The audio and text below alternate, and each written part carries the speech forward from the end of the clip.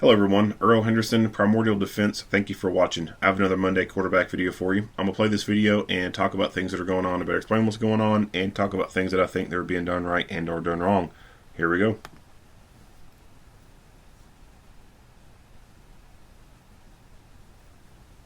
Hello, I'm Sergeant Phil Krinsky with the Phoenix Police Department's Public Affairs Bureau.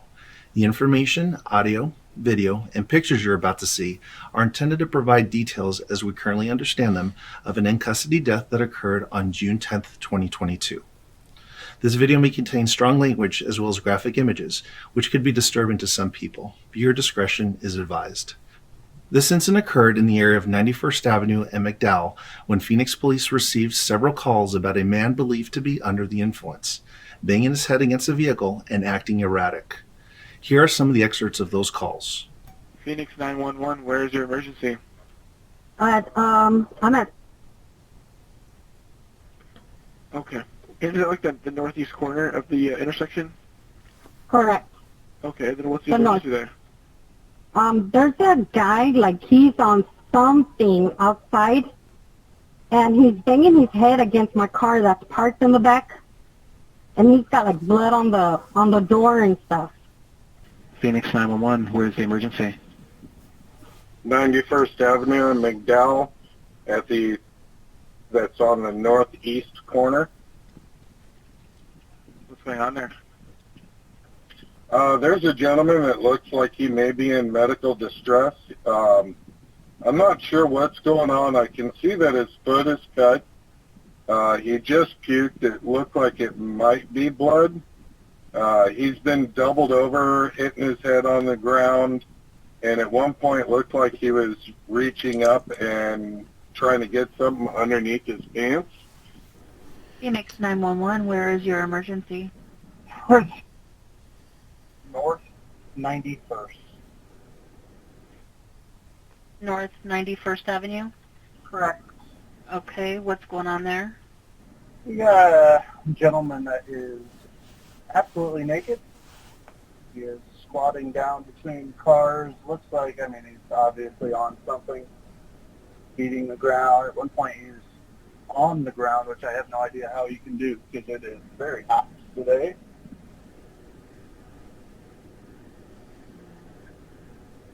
It looks like we've got officers going out there for somebody that was vomiting. Is this the same person? I have no idea. It's an African-American male. He's got a shoe in his mouth currently, pants around his ankles. He's wearing white sneakers. Can't tell you how tall he is because he hasn't stood up. He's pulling his own hair. Officers were dispatched to the scene and learned the subject of the call may also be bleeding. Because of this injury, fire personnel were also dispatched. Here are some of the excerpts of that radio traffic.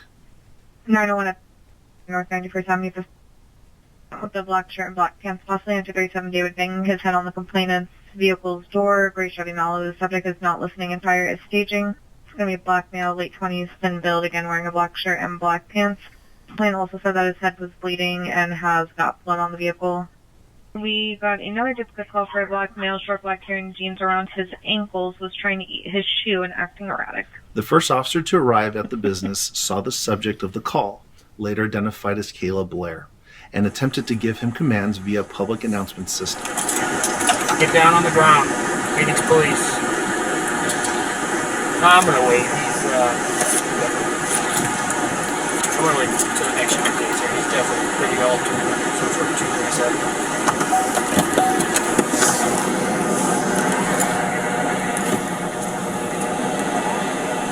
Yeah, north side. He's just kind of taking it with you right now.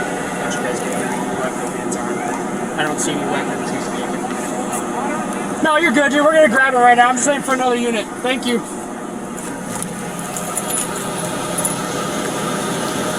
I tried to give him something, man.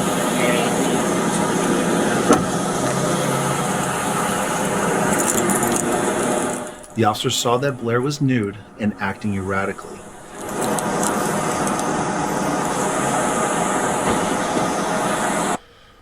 So I like how he waited for other people to get there before going to this guy, because he knew that this is going to go hands-on, right?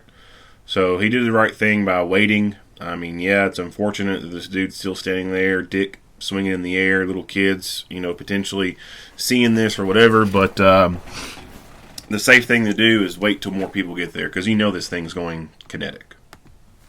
You want to grab an arm? I'll grab an arm?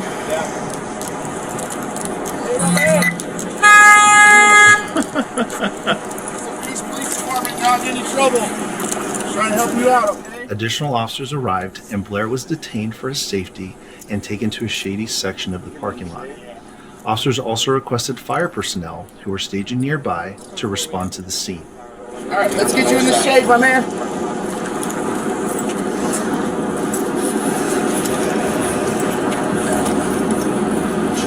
Just walking.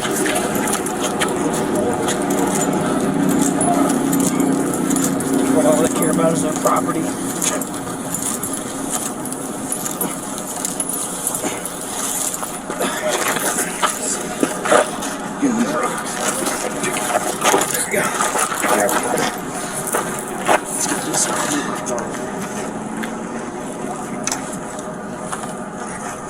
Hey, bud, what's your name? Hey, what's your name? Minutes later, the Tulsa Fire Department arrived on scene and began treating Blair.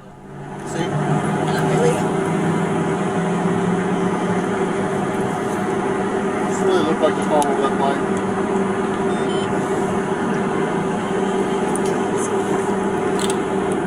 After a short time, his handcuffs were removed to better provide medical care.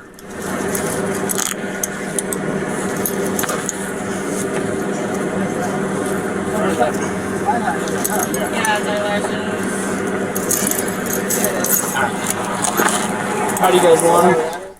While being treated, Blair lost consciousness.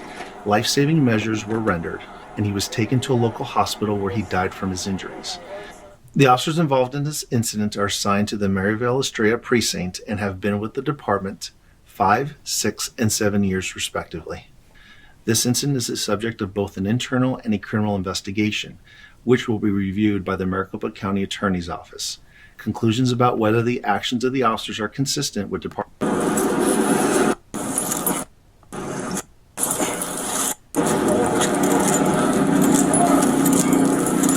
What all they care about is their property.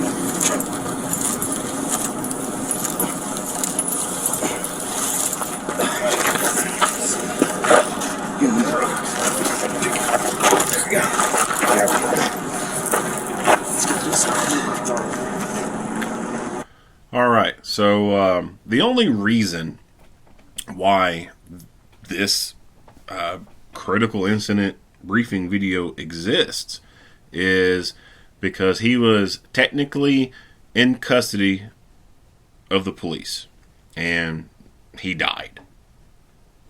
If the police had not got there and it was just the ambulance crew that was there dealing with this guy and then he died, there would have been nothing done. There would have been no critical incident video done by the ambulance service or the fire trucks or the fire service. Just wouldn't happen. This guy was on something. I don't know any details about this case. It is a few months old by the time I've gotten to it now. I could probably search it up and see if something has been released on it, but I'm just not going to worry about it. He's OD'd on something. That is obvious. He has ingested some kind of drug, probably some opioid, and he took way too much. And it could be, something like fentanyl or something like that, but he's obviously ODing on something, and